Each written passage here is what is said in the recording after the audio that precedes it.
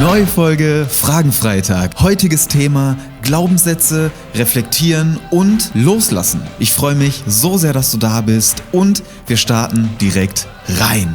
Yes! Vielen, vielen Dank für euer geiles Feedback. Es ist so schön, dass ihr dieses neue Format, den Fragenfreitag, so feiert, interagiert, den Austausch fördert und unsere gemeinsame Entwicklung immer weiter nach oben pusht. Vielen, vielen Dank für eure Fragen, dass ihr den Content im Fragenfreitag überhaupt erst möglich macht. Das ist richtig schön. Ich freue mich auf viele weitere von euren Fragen, euren Herausforderungen, euren Gedanken, euren Ideen und Wünschen. Also wenn dir während des Videos irgendwas einfällt, schreibt mir das hier sehr, sehr gerne einmal in die Kommentare. Und dann starten wir direkt rein mit der ersten Frage, die ich mir für heute rausgesucht habe. Wie komme ich vom Glaubenssatz los, alle zum Reflektieren bringen zu müssen? Sehr, sehr spannende Frage. Deswegen habe ich die auch heute ausgewählt. Ich glaube, das können sehr, sehr viele, unter anderem auch ich, auf viele Challenges beziehen. Wie schaffe ich es, loszulassen?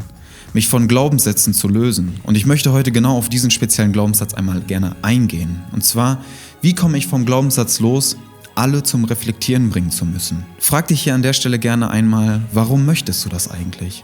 Warum musst du alle anderen zum Reflektieren bringen? Ich würde dir hier empfehlen, einfach ein kleines Umdenken vorzunehmen. Dass du selber einfach reflektierst. Wenn du das selber schon machst, wovon ich sehr stark ausgehe, sonst würdest du diese Frage nicht stellen, teil das.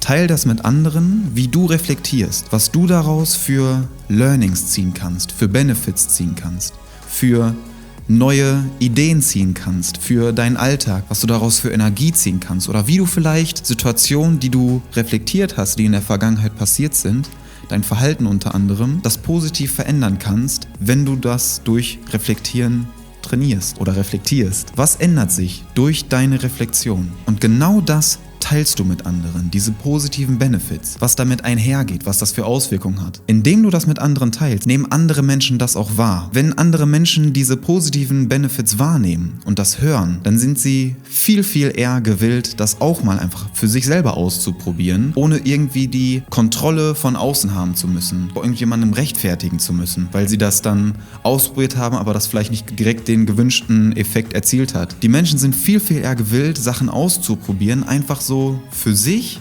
um dann den Benefit zu bestätigen. Indem du das vorlebst, spiegeln das die anderen. Und da kommen wir wieder zu diesem Punkt der Spiegelneuronen. Das, was du wahrnimmst, und vielleicht hast du die Erfahrung sogar selber gemacht, indem du das bei jemandem gesehen hast, der oder die reflektiert hat und die Benefits dann geteilt hat mit dir.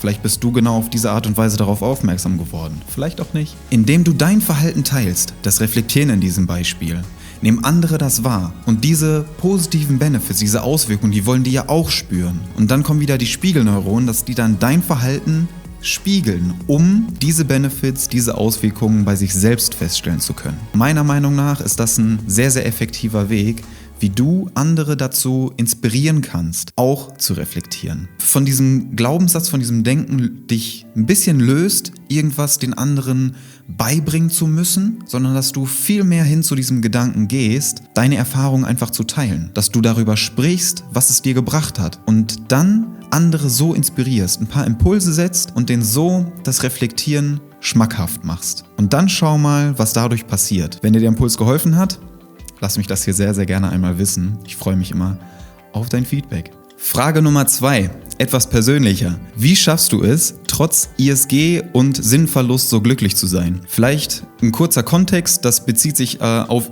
ISG, Iliosakralgelenk, ich hoffe, ich habe es jetzt richtig ausgesprochen, bezieht sich hier hinten auf meine Rücken- und Ischias-Schmerzen, die jetzt mittlerweile schon seit ein paar Monaten da sind. Sinnverlust bezieht sich auf die Corona-Auswirkungen, also Geschmacksverlust und Geruchssinnverlust. Zu deiner Frage, ja, was bleibt mir anderes übrig? Das ist genau wie das Video, was ich vor ein paar Tagen geteilt habe. Was liegt innerhalb meiner Einflusszone?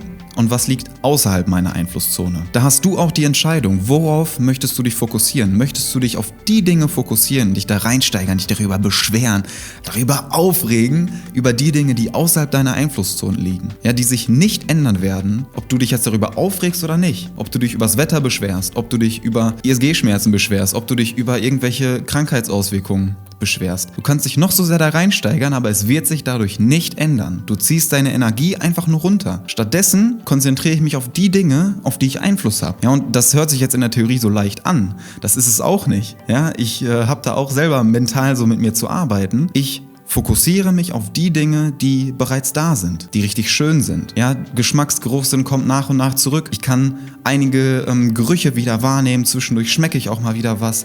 Darauf fokussiere ich mich. Da gehe ich mit meiner Aufmerksamkeit rein. Darauf richte ich meinen Fokus und bin dankbar für diese Dinge und freue mich einfach über Kleinigkeiten. Wenn ich dann mal irgendwie eine erfolgreiche Stretching-Session machen kann oder ein Mobility-Workout, akzeptiere das so, wie es einfach ist und freue mich über die Dinge, die richtig gut sind. Kleinigkeiten, die einfach schön sind, für die ich dankbar sein darf und gehe da richtig intensiv rein. Und ich achte gerade wirklich sehr stark auf meinen Energiehaushalt. Heißt, ich versuche mich von Dingen, Personen oder Umständen zu distanzieren, die mir eher Energie rauben und schaue, dass ich in Situationen oder Dinge reingehe, die mir Energie geben oder mich mit Personen umgebe, die mir Energie geben, statt sie mir zu nehmen. Weil mir eben gerade dieser Ausgleich fehlt, weil ich nicht trainieren kann, weil ich nicht draußen im Wald laufen gehen kann, weil ich nicht die Dinge vollständig machen kann, die mir sonst Energie geben. Weil wenn mir sonst irgendwas Energie zieht, dann gehe ich einfach runter, hier ins Gym oder gehe raus eine Runde durch den Wald und tank so wieder neue Energie. Aber da das jetzt gerade wegfällt, muss ich mir irgendwie was anderes suchen oder gehe dann oft in die Stille, um so einen Ausgleich zu schaffen, um so wieder die Energie herzustellen, aber es ist halt trotzdem nicht das Gleiche und deswegen muss ich da einfach sehr stark gerade darauf achten, damit sich meine Energie dann eben nicht so komplett verabschiedet und runtergezogen wird und das ist gerade eine sehr, sehr starke Herausforderung. Deswegen möchte ich dir hier nochmal mitgeben, wenn du dir das Video noch nicht angeschaut hast, schau dir das hier oben sehr, sehr gerne mal an. Ich verlinke dir das hier nochmal. Konzentriere dich auf die Dinge, die innerhalb deiner Einflusszone liegen und investiere deine Energie da rein. Denn dann bekommst du diese Energie multipliziert zu dir zurück und investiere deine kostbare Energie, deine wertvolle Aufmerksamkeit nicht in die Dinge, die außerhalb deiner Einflusszone liegen. Weil dann wirfst du die Energie einfach weg und nichts wird sich dadurch ändern. Ich hoffe, ich konnte euch hier heute ein paar Impulse mitgeben. Das sind die zwei Fragen, die ich heute für den Fragenfreitag ausgewählt habe. Wenn dir irgendwas eingefallen ist während dieses Videos, dann lass mich das hier gerne in den Kommentaren wissen. Hau mir Daumen nach oben raus, wenn dir die Impulse gefallen haben. Wenn du den Kanal noch nicht abonniert hast, kann ich dir das nur empfehlen, denn du kriegst hier einfach positive Energie, Freude und ordentlich Motivation links und rechts um die Ohren gehauen. Ich würde mich sehr freuen, wenn wir uns hier regelmäßig sehen. Gib mir ein bisschen Feedback in den Kommentaren, dann können wir uns hier zusammen weiterentwickeln und gemeinsam wachsen. Dafür sind wir hier. Ich freue mich sehr auf deine Frage in dem Instagram-Fragensticker, den ich in meiner Story poste oder hier in den Kommentaren. Und dann sehen wir uns spätestens nächste Woche Freitag zu der neuen Folge Fragenfreitag. Ich wünsche dir einen grandiosen Tag, ganz viel Energie für dich. Dein Niklas. Ciao.